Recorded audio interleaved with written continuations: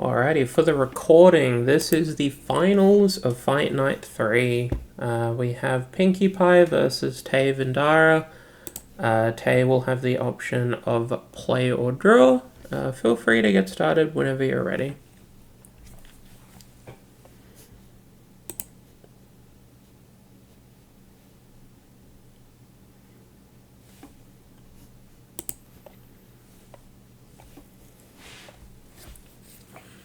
I think this is one of the first matches we've had on coverage all day that hasn't had a companion.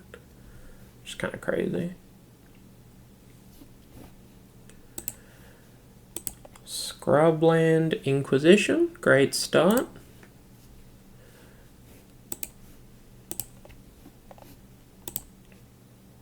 Sees Mystical Tutor, Sewers, Pact of Negation, Beseech the Mirror, Marshflat's Grim Monolith, Yorgwill. Well, it's definitely a collection of cards.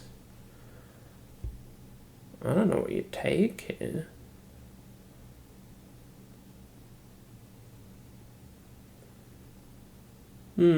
Curious to see what Matt takes here.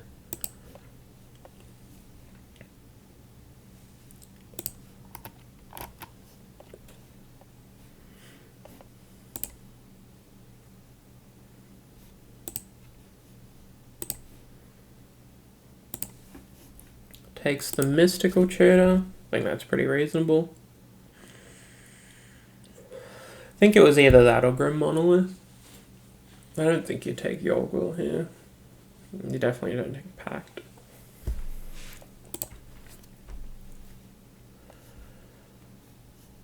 So Richard plays the Sewers that we know about.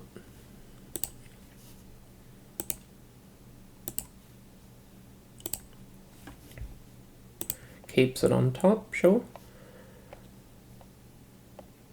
Esper Sentinel. Well, if Richard plans on casting cantrips, Matt's going to be able to rip through his deck. Although,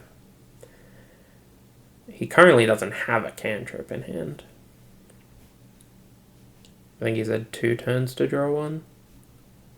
I think it's probably just Monolith, like you draw a card. Yeah, alright. Well, if the Monolith lives, that's pretty spooky. And if it doesn't, then Richard really doesn't have a lot going on. So, I guess we'll see. Backstreet, pretty classic. We get in for 1 and probably White Plume. No, Elite Spellbinder. See, Manamorphose, Swamp, Pact, Beseech, Yorgwill. Takes the Beseech, sure. Can't cast Beseech now.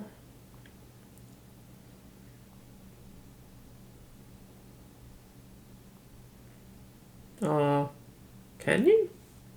Can, right? But won't have a tinkerable target.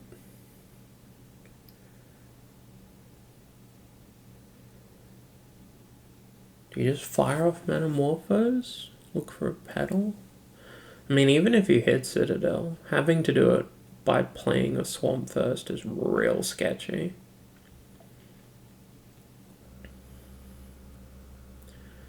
I think leading Manamorphose makes sense here. I highly doubt we're paying for the Sentinel. Gives us double black. Or blue black. Maybe red black. This deck's really cool. The Grixis Storm deck.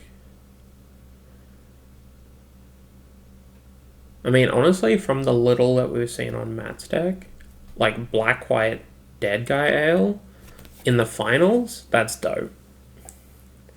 This is going to be a very interactive finals, I would say. Although, No counter magic, notably. Chrome Mox feels like a huge draw. Am I wrong? Feels like a huge draw here. History Gutter, thanks for the follow. Welcome to Volty's Fight Night Club thing. So now we can besiege for Tinker without needing to play the Swamp. This might be it. It might not, but it might be it. Besiege for Tinker? That's crazy. Who could have seen that coming? Tinker for Citadel? That's crazy. Who could have seen that coming? Rain of Filth off the top. Gives us some black mana. Gets misstep, sure. What's under the Rain of Filth? Probably that Volk. I mean, Richard still needs to find action under this Citadel. That is a big part of why Tinker Citadel isn't just everywhere. Is you do have to get reasonably lucky. Brainstorm is probably going to do it, though. So with Brainstorm, you can draw 3, and then you can put the 2 cards that you need to cast off Citadel back on top, and then cast them under the Citadel, and dig really far. And unlike a lot of other cards of Citadel's effect, you can actually cast the spells in your hand. That is just a thing you can do. Or you can crack your LED and cast a Yorgwell, and the game can be over. That should be it. Looks like there's a petition. Yeah. So unless Matt has something incredibly specific here, I think he's dead. Like every time. I don't even know what it could be, to be honest. Gonna up our storm count, which is pretty reasonable. Like, I think Solitude, the elite spellbinder, is probably the thing. Thought CC's Giver of Runes, Wandering Emperor, Get Lost and Shoulder. Yeah, okay. In that case, Richard's just gonna get a Tendrils and clean it up. That's another turn 3 kill. Mark it on the books. GG's. So that's Pinky winning game 1 of the finals here. This is going to put Matt back on the play, which is a big deal. He's probably going to need to get on the board very, very quickly with hate pieces and threats. But we have seen some disgusting plays out of Matt's deck already. He was briefly on coverage earlier and did something heinous in a Dark Crit Opposition Agent. First time chat, welcome history. Yeah, Pinkie Pie has been putting people in the dirt, and it's great to see because everyone talks about all the other combo decks in 7-Point Highlander, like Thassa's Oracle and Walks and Reanimator, and my man is out here putting Black Lotus on the stack and just bodying people. It's great to see. 10 out of 10. It was also a great metagame call, because there are a lot of like red, white, and white X mid-range decks this week.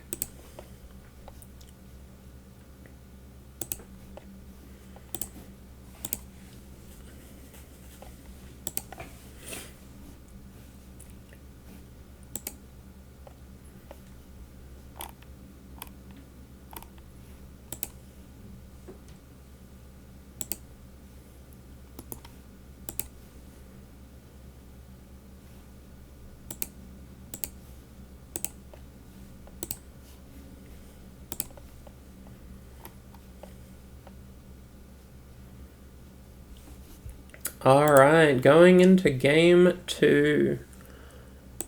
Is Pinky undefeated? No. He picked up a loss in the Swiss, but is currently up a game in the finals.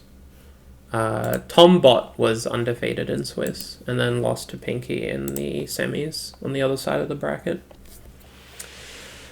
So Tavendara mulling to 6, Pinky snapping off 7, which is always terrifying. It is, once again, entirely possible that someone is dead on turn 1. Okay, that makes it a lot harder. Discard spell sees Brainstorm, Mopal, Brain Surge, Chain of Vapor, MT, Yorgwill, Misty. Okay. I mean, I've been seeing a lot of these hands out of Pinky over the event, with just kind of like some lands and some cantrips, and I think that's very reasonable. When your deck is built in a way where you can just kind of win the game sometimes, it makes a lot of sense to keep a wider variety of hands, because that makes you better against disruption. It gives you more resources when you're trying to actually win the game. Puts Brutal Cathar into the graveyard. I'm surprised that stayed in. Must just be because it's kind of big, I guess. Or maybe just a lack of things to board in. So we're going to see a Thundering Falls here to match the Shadowy Backstreet. Keeps on top.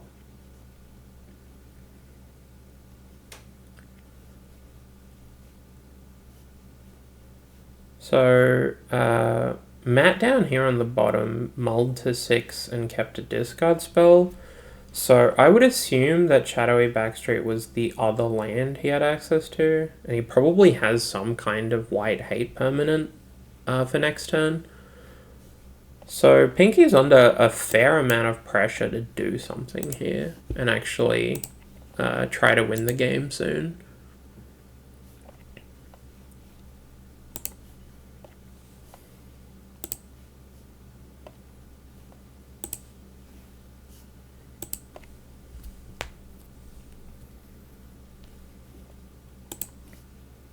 Firing off a Brainstorm. Found a Marsh Flats. Notably didn't have a second land prior. Marsh Flats is going to be able to shuffle away some of these dead cards, but I mean, this is the turn.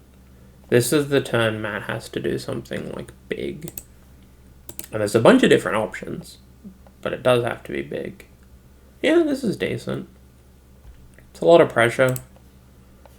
Might be able to muck around with Richard's hand enough. Also might not. Might just not be good enough.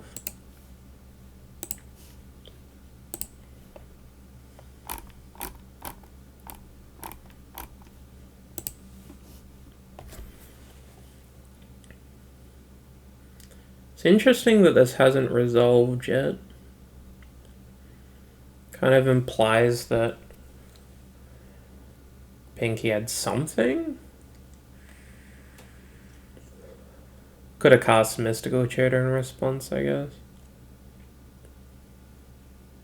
But it doesn't, like, do a whole lot. No, it doesn't do nothing. And I guess you can bounce it EOT if you really need to, but you probably save the chain for later and take 3 for a bit. I don't know what you take here with this Spellbinder. Takes Monolith, stops the Tinker out. I think that's reasonable. It's going to be interesting to see if Richard fires off the Mystical Tutor here, or if he just surveils and digs a bit deeper. Yeah, he doesn't feel like he's under enough pressure. That's very reasonable. Probably just go land go and set up a Brain Surge.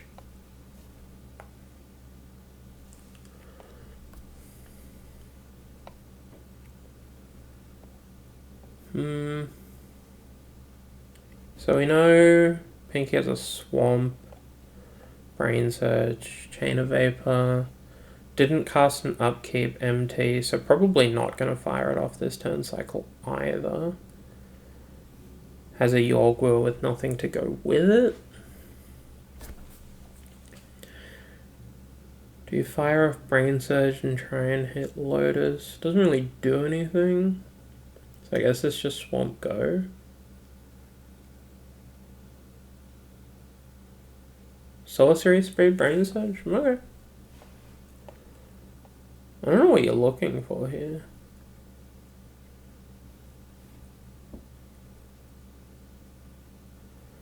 I guess playing at this speed plays better around Orcish Bowmasters, which might be a very real consideration.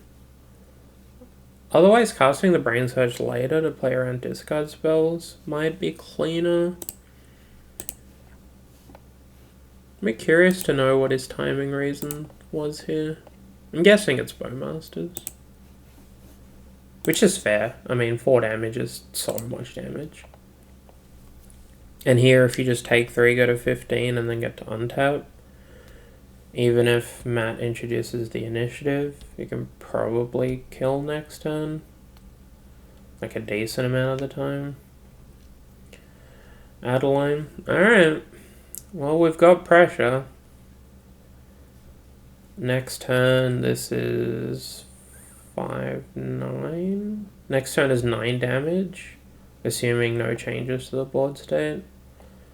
So it's kind of now or never, right? Yeah. Richard agrees. Casting MT and upkeep. Probably have to get Tinker here. Yep. We do need an artifact. Mana Vault does do it. So we have a colorless in pool now. We try and tinker for Citadel. And we haven't played a land yet, so we try and just win the game. Alright, I don't hate it. Bauble. Gives us a storm count. Massacre doesn't do a whole lot. I mean, it does change the clock, I guess. But you're mostly casting it to try and win the game there. Predict. Are we firing this off? Anything in response? No. So we're just taking some draws here. Mills a Lotus off Predict. Yikes. Really needed access to the Lotus. But we know there was a Yorgwill floating around, right? It was like a Yorgwill in hand before the Brain Surge. So this probably gets there. Rainifield definitely gets there. Now you have black mana for your Yorgwill. And then you have Lotus off your Yorgwill. So if Matt doesn't have anything, I'm almost positive he's dead. Because you can Mystical Tutor for Tendrils at some point in this turn sequence. Burning Wish. He actually is playing Burning Wish? Hell yeah. What's he getting?